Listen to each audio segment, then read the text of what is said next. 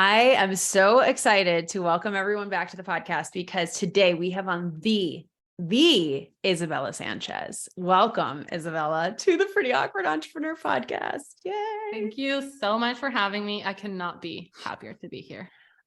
We were talking before this and I was like, wait, have you been on? If so, it's been years, literally years. You probably were on in the very beginning. I have to go back in the archives, but I mean, I can't believe it's been that long. This is so overdue. So I'm so honored and excited to talk to you and have everyone get to know your genius if they don't already. So welcome. Thank you. Yay. So I'll let you introduce yourself, obviously, but Isabella is someone very, very special to me. Isabella and I have worked on and off for, 4 years, maybe something like that. More More. Almost 5. Yeah. Almost 5. Years. And yeah. You have just become such a good friend, and you're a client. I always use you as an example. So whenever I reference this example, this is Isabella, I always say how important it is to show who you are and your interests and things like that, because you never know how it could connect you. And I swear Isabella became a client and a dear friend because of our shared love for Harry Potter. I really think that started that relationship. It did. Yeah. I'm always like, and it's funny that you mentioned that because I say this to people as well. I'm like, if you want me to give you thousands and thousands of dollars and be so excited about it, like if you want me to give you 6 figures cash, you need to talk about Harry Potter. Like, if not, you're not going to get my money. So I'm not going to even pay attention to you, honestly. Yeah, exactly. Yeah. I love it. It just, again, I love sharing that story because it just shows like people aren't hiring robots who just have knowledge. They're hiring humans. They're hiring people that they connect with. There's plenty of business coaches and programs for you to join. And that was such a differentiator and a connection for us. So I always love sharing that right off the bat. And something else that's pretty cool. My friend VP I think she coined this term. I hadn't heard it before her. So I don't know if she did or not, but product suite writer, which I love. And so basically like write. I'm like, wait, I thought writer, right? Okay. Oh yeah. Like RIDER. Yes. Yeah. And you are such a great, you like downloaded a freebie, you joined CAA. That's my now version of now SOSA, but at the time it was called CAA. And then you did the mid-level mastermind, then the high-level mastermind. And then we did one-on-one. I'm like, Isabella and I have you are the ultimate. When I think of ideal clients at every stage, I literally just go, what was Isabella doing? What would Isabella do? That's what I ask myself. Oh my God. Because you not only did that, but you have been one of my favorite humans to work with. And we've just become so close. And you'll be a forever friend. We're stuck with each other forever in the best way. And so I just think those are fun facts. I wanted to start this off. I was actually looking for, just quickly, I was looking for that damn freebie and I wanted to send it to you. I was like going through my email. I just cannot find it. I cannot find the email, but yeah, I'm that person who downloaded that freebie, implemented it. Yes. And then I bought like a $17 thing. You missed that one. And yes. Then I did. So I bought that first, like the tripwire. It was something about market research. It was like a PDF. So good. So yeah. You bought the tripwire. That is so true. And something I think you made a post, maybe it was a couple months ago, and you tagged me in it, and or you either tagged me in it or sent it to me or something. But it was the email that you sent me to when you were about to pull out of the mastermind. Yeah. And this just, and we're going to get into your story in a second, but this just shows Isabella's like authenticity and how honest you are about your journey and how hard it's been and how you literally almost backed out of this and it ended up being such a game-changing experience for you. So can you just quickly tell us about that? And then we'll go back. Tell us about the cringiest email ever. Yeah, absolutely. And the reason, basically what it is that I had done Meg's group program and it was amazing. It was right after I moved to the US, changed my language, started a new business, like everything new. And it was an amazing program, but I just wanted more. So I heard Meg talk about the mastermind. I was like, oh my God, I need to do this. This is like, I don't even know what's in the program. I just know this is for me and I have to do it. So I think we talked, I don't think we had a sales call, but, or if we did, I don't remember, but I was basically I said like verbally committed. And then, I just had one of those, like, what the fuck am I doing? This is so scary. I can't.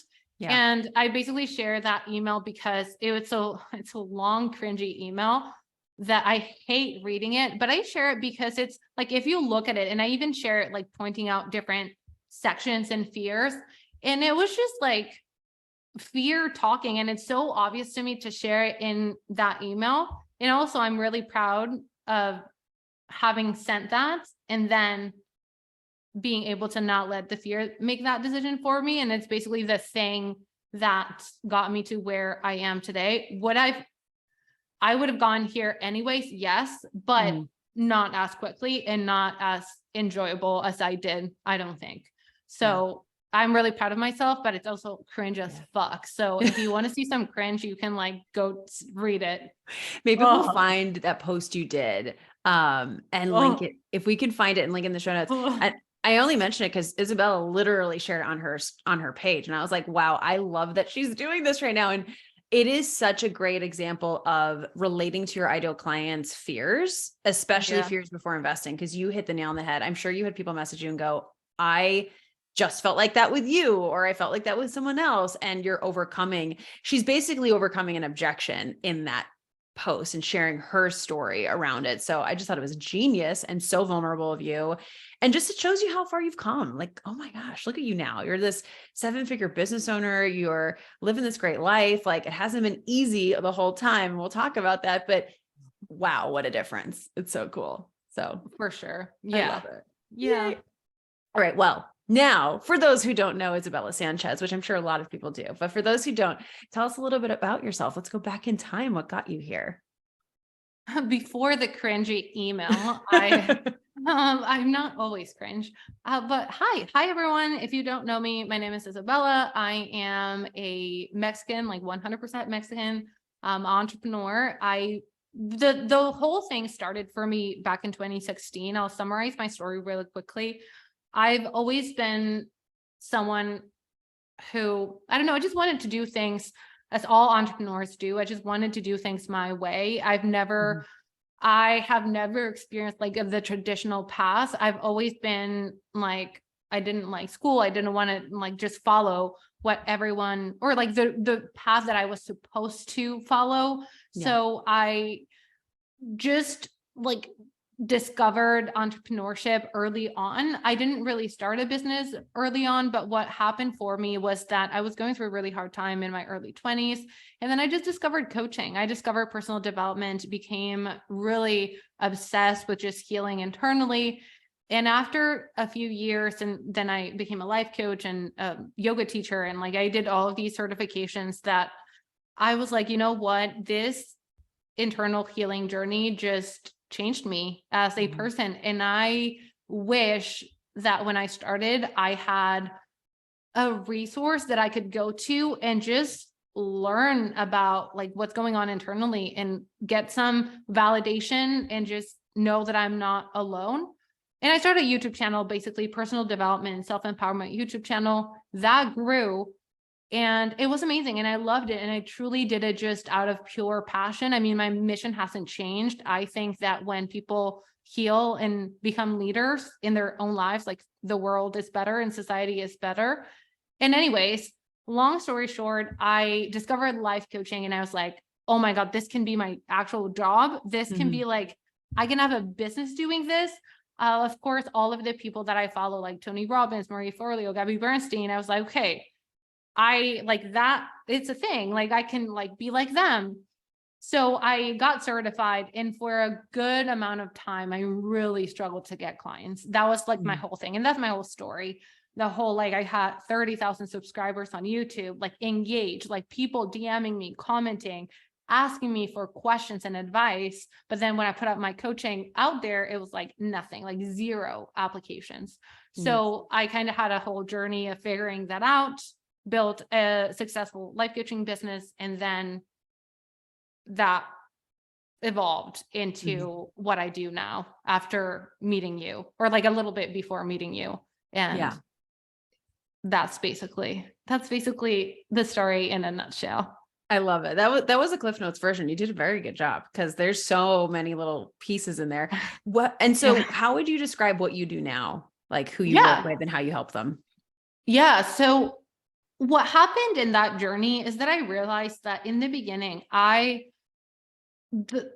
kept being taught. I mean, it's not the world's fault, but I just ended up like learning a bunch of strategies. So the stuff that I found online was like a webinar, a challenge, do it with email marketing, do it on social media. And I was like, wait, which is the way to do this? Like, I don't understand. Like, this person is telling me that a webinar is going to literally solve my entire life's problems. And this person is telling me that like I should do high ticket, low ticket, passive income. And then I was like, you know what, it just does not make sense. And as an actor that I mean, you know this, like I've always been really, really obsessed with human behavior and relationships and understanding psychology and how human beings think and work and why people do what they do. And then I just started investigating and reading and investing in little things here and there. And I discovered that like strategies don't matter. And I'm going to answer your question. So I love this. I discovered messaging, and I discovered that messaging is not content and messaging is not copywriting. And like messaging goes so deep, and it's so many different things within yourself and things that you need to clarify, that once you do, then you can literally do a challenge, have a horrible sales page, or do a webinar, or don't do any of those things, and you'll make money and you'll make an impact and you'll grow. So I've basically, for all of these years, I have become obsessed in just developing and going deeper into psychology and messaging, like marketing message, to be able to like make any amount of money with any type of audience that you have. So that is what I do. Basically, what I'm really honing in on is helping you master messaging so you can really get traction and build momentum in your business. Because without that, it's really hard to like make sales, and like sales become this like grinding thing. So mastering messaging is the thing that I truly love and that I'm passionate about. And the reason why I focused on life coaches, we've talked about this before the call, but I'm just passionate about life coaches because I know what it is like to want to build a business selling intangible things. Yep. So we've developed a methodology to be able to do this, but not just for business coaches and marketing coaches, but also life coaches, which is, I don't know, I feel like we as life coaches struggle a little bit to do marketing. So that's what we focus on right now. And this is my biggest passion, because there's so much when it comes to messaging that people don't talk about. People think messaging is content, and that's why everyone sounds the same in the creation of offers. It all has to do with going deeper. And now that there's this like obsession with the anti-niche situation, which we can definitely talk about, it's not about niching down. Like, that's not the thing. It's not that you need to niche down so much that like, if you don't want to, it's about clarity, and not just clarity. Like, clarity comes with so many layers of deep exploration about yourself and your client. Anyways, so that's what I'm all about. That's like, it's not that I'm telling you have to niche down. It's like, you have not experienced the level of clarity that's going to get you to the thing that you want. So yeah. Oh, I love this. And I think you'd probably just like sparked so much, like everyone's ear. I'm like, they're dogs. Everyone's ears just went up. But you just like really had everyone pay attention when you said making like the intangible tangible. And that is I so share that passion with you, in the sense that I've gone through life coaching cert. I've had life coaches. I think my first like real coach actually was a life coach, not a business coach. And I'm not saying they're better, but I've had the most impact, I think, from those experiences, or business coaches that had definitely a life coaching like element to them, you know? And it's so impactful. It's like the work that they do is so impactful, and you are so passionate about helping change the world. You're like, their message needs to get out there, but it's hard for them to create that message on their own. It does feel, it's like, have a better life, feel better. And it's like, but what does that mean? And so I love that you niched down, quote unquote, to this, because it's so needed. And it's hard. It's really, really hard for a lot of people. They struggle so much. So I'd love to hear your like definition, if you will, if someone said, so what is the difference between messaging and content? Because I love that distinction. I think it's so important. So what would you say to someone who's like kind of more newer to these terms? What would you say is the biggest difference?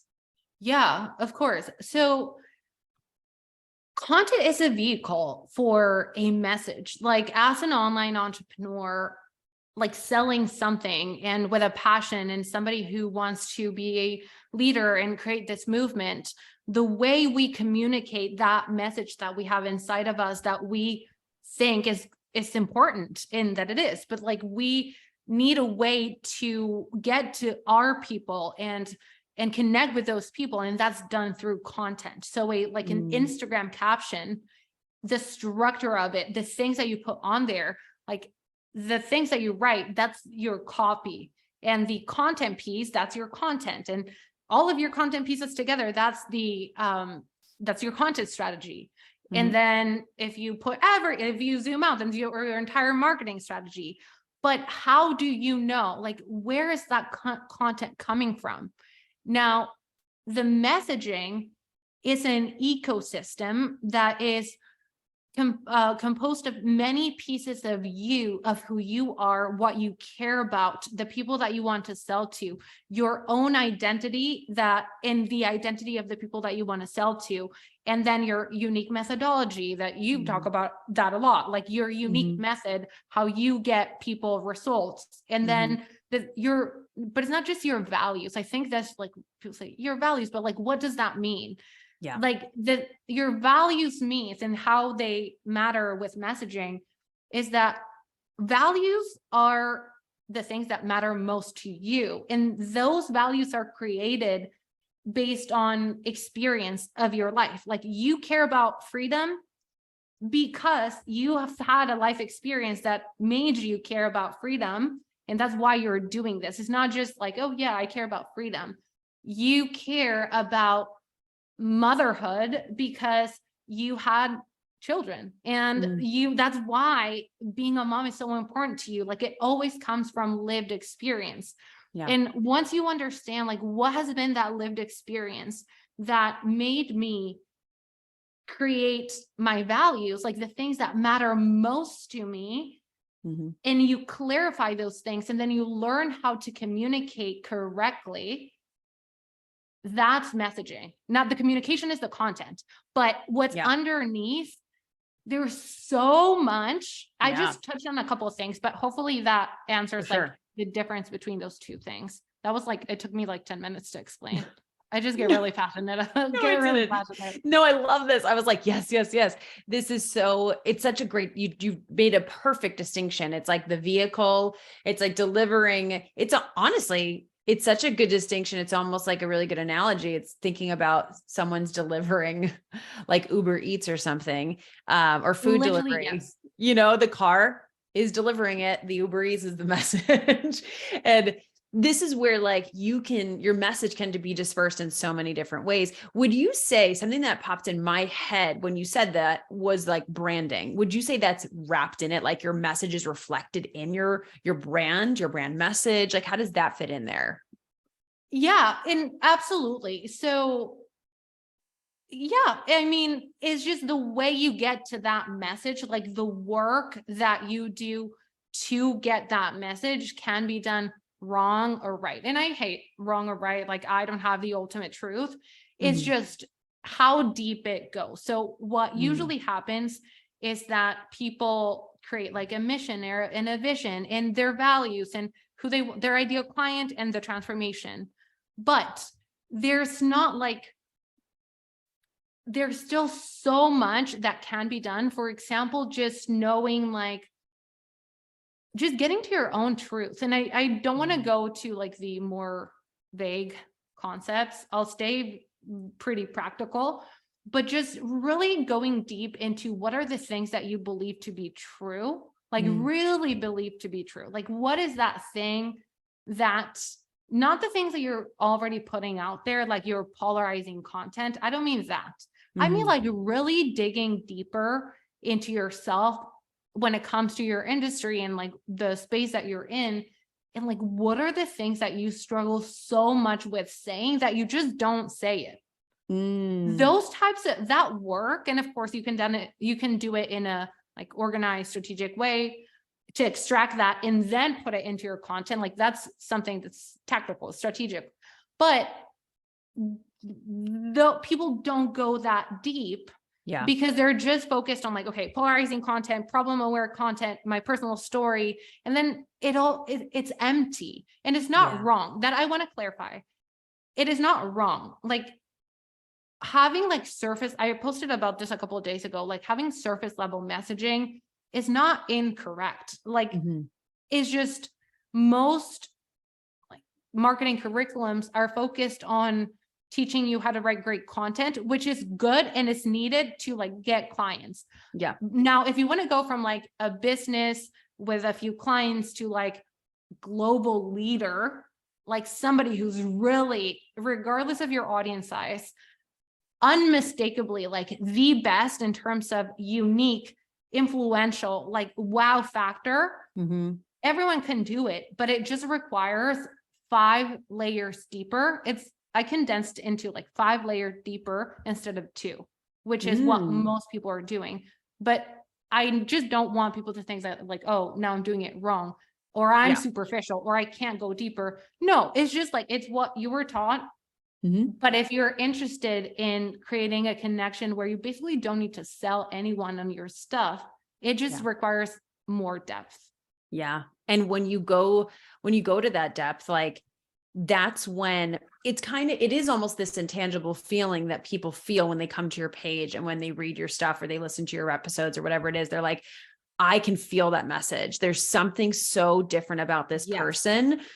And that's where like a copy paste post template, great start, great place to start, but it's missing what's that deeper thing that you stand for, stand against. And I think a example, because I know I love giving people like examples that you and I recently talked about on your podcast, is the whole idea of sacrifice in business. Yeah. And we're going to link that, by the way, everyone listening, because Isabella and I talked about it. We wanted to have the same conversation on my podcast. And I was like, we just had such a perfect conversation. We're not going to even try to do it again. We're just going to link it in the show notes. So definitely 100% side note, after this episode, go listen to that one. It's linked down if you haven't already. But that was a great example of like something that you've been really vocal about and like, but I wasn't before, wasn't before. Can you share a little bit about it just so they have that tangible example of that deeper messaging? Of course.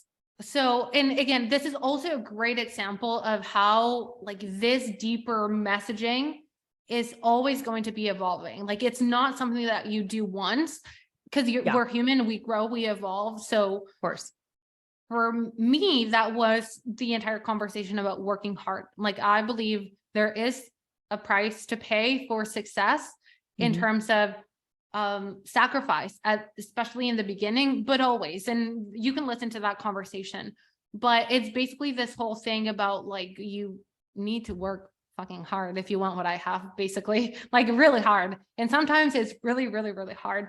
And those types of things I didn't want to share out there because it just like, they're so true to what I believe, but it just made me uncomfortable.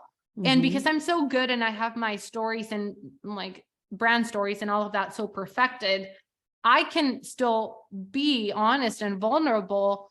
But as I grow and evolve as a person and I get more clear on things that I want to say, I can still share my cringy email. But right now, that's not really a problem for me. Like that's something that is there and I'm happy to share.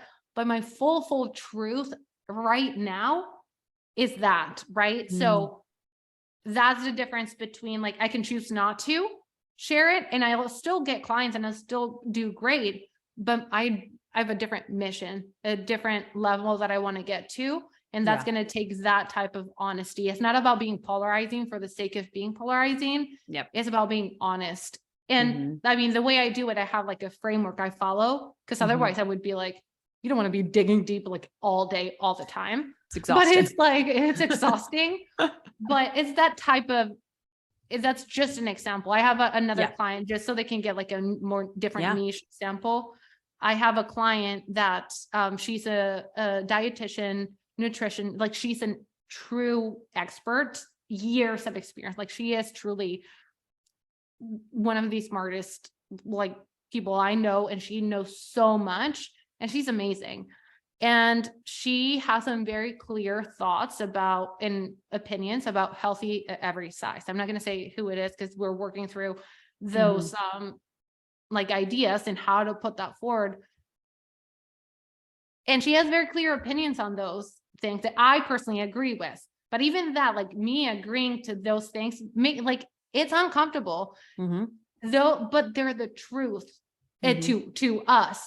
Yeah. That is something that she has struggled putting forth just because of what the consequences, but it's also like messaging is about leadership. So that's kind of another example of what that can look like. I think something that you're hitting on here, those are great, perfect examples. I think something you're hitting on here is the uncomfortability of it.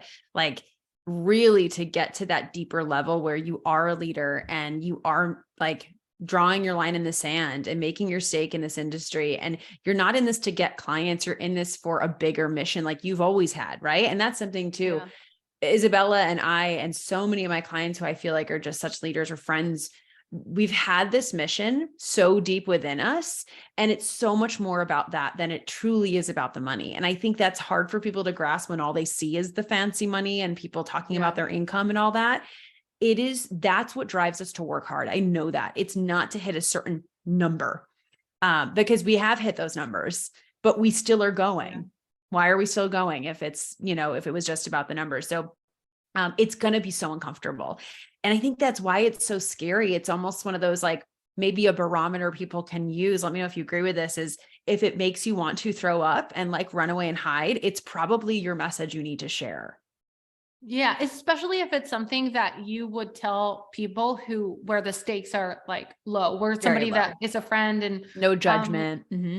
Like when we had the conversation, it was with you and it was recorded for a podcast, but I could have like been like, I'm not going to put that out there. So I felt safe to just be so honest. Yeah. And I'm not going to edit any of it, but it was great. I knew I could. So I'm like, if I said that when nobody was listening, that is the thing that needs to be out there. No editing, no nothing. And that I think the reason you hit the nail on the head before, that it's so powerful, is because so many people are thinking these things deep down or feeling them. They just don't have words to put to them. So when you voice it and you put it in words, and you follow this framework of that deeper, the 5-layer deeper messaging, all of a sudden they're like, that's what it is. That's what I've been thinking. That's what I've been feeling, or the opposite. And they don't agree.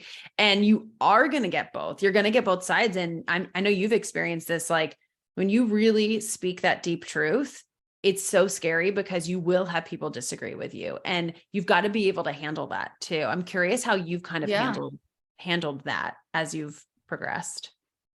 Yeah, it's a good question. So I guess the thing, and this is not I did not come up with this thought that I'll share. I just don't know where it comes from. But this was not my own, but it's something that I've taken on as my like way of moving through what I'm doing right now and how I'm growing my business and my brand. But it's just this idea that like, we all have this fear of not being understood. So the main objection that we have internally to really going deep with messaging and putting these things out there is that we don't want anyone to misunderstand what we're saying. But it's like the moment that you think your job as a leader is to be understood, I think you've completely lost. I think we're on this journey to understand ourselves. And if that is the focus, then it really does not matter. I think if your journey online is about being understood, you already lost, and there's no way of winning that battle. So you're kind of setting up yourself for failure and also a lot of suffering. Mhm. So that's kind of how the mindset approach that I take. Yeah. Now, I experienced a lot of like hate, rejection during like my acting years and then YouTube, since YouTube had me a little bit more exposed and had more people. Like, you should, if you can read Spanish, you can go check out my comment section. Like, there's some things I don't check it. I still get comments, but I don't read them ever. So after that, and I mean, as an actor, you know this better than anyone. Like, I say this often, like, we eat rejection for breakfast. So by the time that I got into business and social media, I'm like, I don't really like, I know who I am. I believe I'm a compassionate, loving person, and I have integrity, and I just like myself. So Mhm. you can feel however, it's not my responsibility. Yeah. Right now, I don't get a lot of hate. And also, I don't get a lot of disagreement, which is kind of the conversation that we had on my podcast, Mhm. which is something that I'm stepping into, because I Yeah. don't like everyone agreeing with me. And right now in my community, I have a lot of that, but I'm going to change it. Not for the sake of just creating controversy, but it's a sign Yeah. that there are things there that need to be shared. I love that. That last thing you just said, that's a sign that there's things there that need to be shared. It is good to get feedback. It's good to get people pushing back at you and disagreeing and questioning, because it makes you go, wow, am I going to stand strong in this stance, or am I going to cower and change my message because I want to be liked by everyone and I don't want to ruffle any feathers? If you're going to succeed and be a leader, you are going to have to ruffle feathers. You are. Yeah. It's just how it is. Absolutely. And it's so funny too, like, especially depends on the app, but like TikTok, for example, people are brutal there and they will not hold back on the things that you're like, that's really what you just commented on. Like, some stuff is so wild there. And you've got to be able, it's not even like a thick skin, like a negative comment or nasty comment. I'm still going to be like, oh, that was mean. And I'm going to maybe like feel it, but I have to be able to still stand by my message and not bait and switch and be like, oh, I'm just kidding. If you've got to really go, is this something I can stand by? Does this represent who I am? Then go for it. As long as you can back it. I love that you're saying that, because that's what messaging is all about. When you do the deep messaging work of the 5 layers, or like it doesn't have to be my layers. It can be anything. You know exactly who you are, and you're not regurgitating like content. It's when you're regurgitating your mentor's content styles, usually a mentor, but it can be peers, it can be just online. That's when anything that you get will make you wonder, like, am I on the right path? Did I say something wrong? And then you're going to be apologizing for something that, like, that cycle is what I believe keeps a lot of creators, entrepreneurs, coaches small. Yeah. Because they think it, like, getting not hate, but like just pushback feels that way. But what feels that way is not really knowing who you are. Because they're challenging you on something that you are questioning yourself. And when you question something, people are just like shining a light on it. And that's what is coming up. It's not the people. It's like, it's that. It's just something that you need to like work on and clarify. It's not something that's wrong. It's like a trigger kind of. It's always okay, this is doing something inside me. Let's pay attention to why this is coming up. Yeah. Gosh, business is such a personal growth journey. It really, it's just so much of that. I'm curious, and we don't have to get deep in this because I know this is what you cover in your programs and everything, of course, but do you have like a framework for those 5 layers that you could quickly share with us?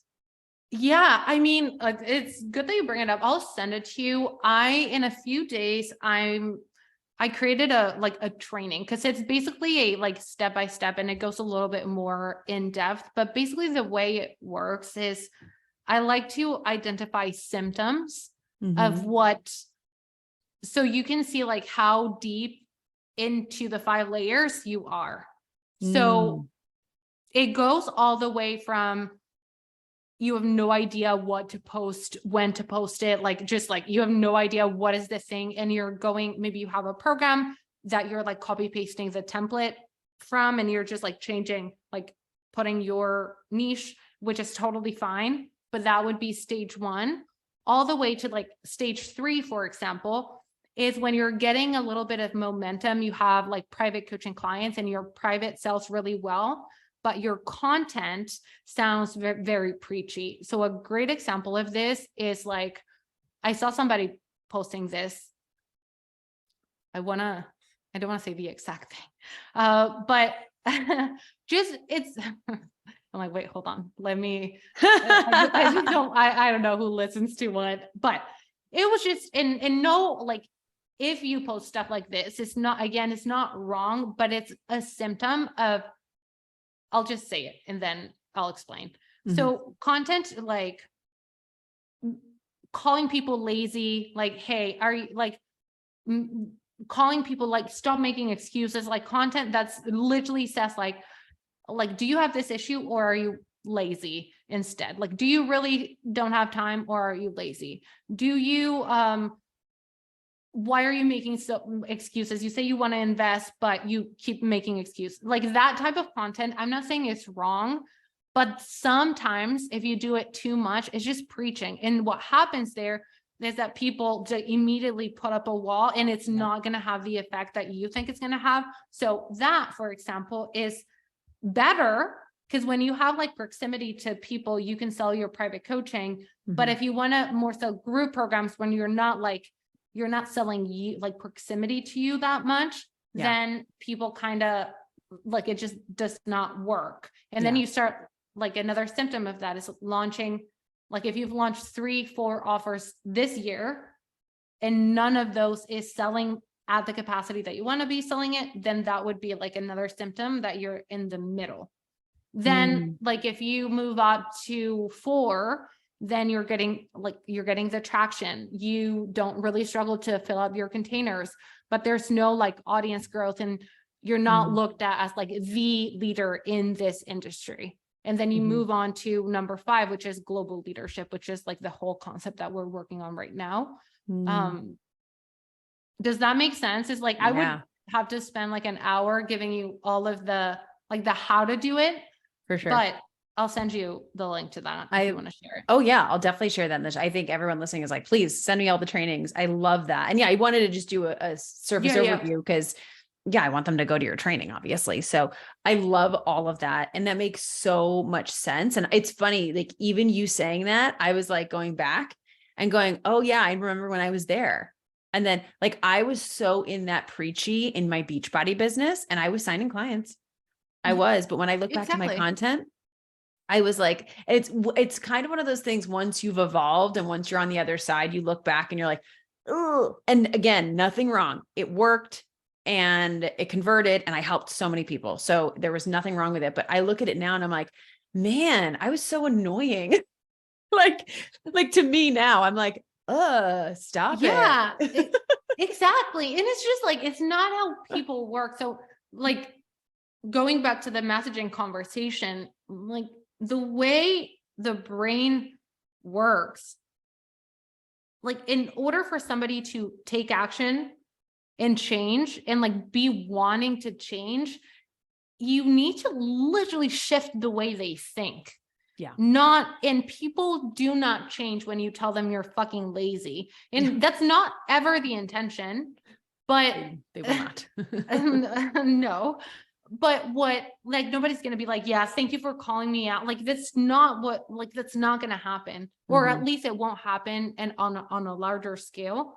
So when you really go deep and understand the person who you're talking to as a human, not as an audience, as one human being, you're able to see like exactly what's their past experience, where are they at right now, what are their internal objections, and what are all the little things that they need to hear to start seeing your option like a viable possibility for them. Does that make sense? So that's kind of the work that I focus on, is like, Yeah. it's a journey. It's not you telling them like they should stop. I was here, now I'm here. Stop being lazy, invest in my program. Yeah. So Yeah. it's If it kind of was like as simple as understanding humans. that. Yeah, exactly. It's funny. And something that's bringing up for me is something I started doing again. I mean, I never really stopped it, but I started to ramp it up for this launch, is market research. And I actually started getting back on calls with potential clients that I know are the ideal client for the program, and just talking to them and getting to know them and hearing like what words they're saying and what their deep desires are and their fears and all of that. And man, it brought up so much. I'm like, wow, I guess I knew this in the back of my head, but when you're so far removed from that stage in your journey, it's hard to go back there. Yeah. And I had someone who just signed up early for my program, and she's like, you should just at me in your posts, because you're literally in my brain. And it's from a lot from our call. I'm like, well, you gave me this, like, and not just her, so many people. Like, I know that I know deep down what they need, but it's sometimes hard when you're so removed. So when you can go there, and I think something you're alluding to too is read between the lines, because sometimes they won't even tell you those deeper things. And that's where you got to be a detective. But man, it hits something deep, and like they feel so seen, so heard, so cared for just through your message. And that feels really good. I love this whole conversation. I think it's so important. And first of all, yes, to market research, and I can talk about that for 5 weeks if we need to. But I love what you just said about reading between the lines. And it's reading between the lines, but really listening, not reading between the lines because you don't listen and you want to push what you wish was true. Because that happens so often, especially with life coaches. And that's like another conversation about just messaging and marketing and life coaching. Is messaging and just business success is two things. When you have a personal brand and you are putting like yourself out there, half of it is yes, you, and going really deep into you. Yes. But then if you're selling something that you want people to be like, take thousands of dollars for, you got to listen. You need to learn how to really listen and put your ego aside. And I believe market research and business success is truly ego work. If you're able to put your ego aside, you'll make money, especially as a life coach. If not, it just won't happen. And that is an uncomfortable conversation that nobody wants to hear. But it is like, that's very true.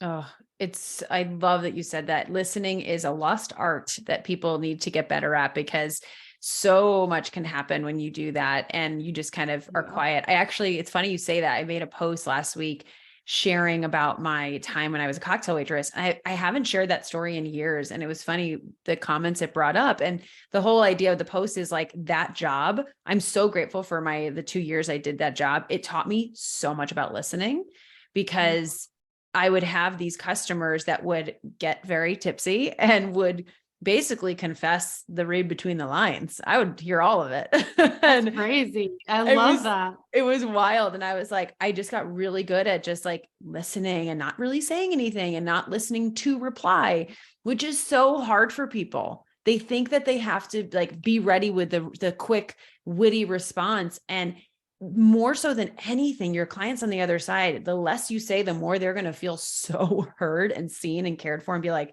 wow, I haven't had a conversation like this where I felt like I could just fully unload and someone was hearing me. It's so valuable. It's kind of wild how valuable it is. But that experience taught me so much about listening. And I still go back to that. I'm like, so grateful for those drunk conversations that I had with all these customers, because it's so huge in marketing. Like you opened a whole new can of worms we could talk about for hours, probably. I am just like thinking of like what that would be. Just, I can imagine all the things that you were told. There's many things I can never repeat, but nothing, well, some maybe things that are illegal, but no one killed anyone. At least I would have reported that. But man, it's like, it's also Yeah. really, it's sad in a way. Cause I'm like, oh, it sucks that like, they felt like they had to get to that point to like share those things, but it was also really beautiful to see a lot of them like feel very comfortable. And Yeah. I did start my first business at that time too. So I kind of coincided with it all, which is really interesting. And made me realize So I such a know, funny like origin story for right? a business. Which I need to share more. It's so funny. And I started to realize I actually love helping people. I love talking to people. I Yeah. love being that sounding board for people. And it was so much more than just serving a cocktail. It was like, it was life coaching. Like literally I was their life coach. And I think that is what has made you such a good coach. Like, I think that is one of your main, not only that, but I think when it comes to not the business strategy and more on the consulting side, like the actual skill of coaching, which goes back to the initial conversation, is Yeah. that coaching is a skill. And Yes. the great thing about life coaches is that usually they come from some sort of training, Mm-hmm. which makes them better at the actual coaching skill, which I think it Yes. has been your, or one of your like top qualities, I Thank think. you. Thank you, my friend. I received that. I received that. I'm working on that. I love it. Oh my gosh. I wrote down like 3 other things to talk about with you, but this feels so like, I'm Yeah. glad we went down the rabbit hole with the messaging because I think this is exactly what people needed. So we're going to have you come back and talk about the 2 other things I wrote down because they're entire episodes themselves. So we will definitely do a round 2 very soon. Where can everyone find you? What are you working on? How can they connect with you? Share all the things. Yeah, of course. So, I mean, if you want to like actually talk to me, send me a DM on Instagram at the Isabella Sanchez. And we have a bunch of events coming up right now. We have, Hmm. I mean, depending when you hear this, our marketing and I mean, our messaging training is going to come out. We have a lot of mindset content that's coming up. We have, I think it's 3 months of pure message, like deep messaging for life coaches training. Nice. It doesn't have to, you don't need to be a life coach. If you're a coach, this, or have a personal brand, this is for you. But that's basically it. If you join our internet bubble in the next 3 months, is deep messaging work, marketing, very like very specific, very deep, and it's going to be a lot of fun. We have a bunch of events happening. Yay. Well, it'll definitely come out in the next 3 months. So I'm excited about that. So we'll link anything that you want in the show notes. Yay. And I'm sure they can find all that stuff too at the Isabella Sanchez. And we'll definitely also link Isabella's podcast episode that I was on, and we talked all about sacrifice in business, working hard. It was a really stellar conversation. So Good. go over there, subscribe, follow. You're going to definitely want to listen to this if you liked listening to our voices back and forth. So you'll enjoy it. I adore you. You are just hands down one of my favorite humans in the world. Not only that I've gotten the pleasure to work with, but I just love you as a human, and we're forever going to be in each other's lives till the day we die. I have no doubt. Yes, forever. Thank you so much for having Forever. me. I just Of love talking course. to you I so love it. I much. love you so much. Everyone go follow Isabella. You will not be disappointed. Oh my gosh. Every piece of content messaging that you put out, I should say, because it's so much deeper than a piece of content, is so intentional, is so good. I'm always like, man, she's so good at what she does. So you are going to get so much value, which I know you already know that from this episode. So definitely go follow, send her all the love, tell her how great this episode was because she deserves it. And we will see y'all in the next one. Bye, guys.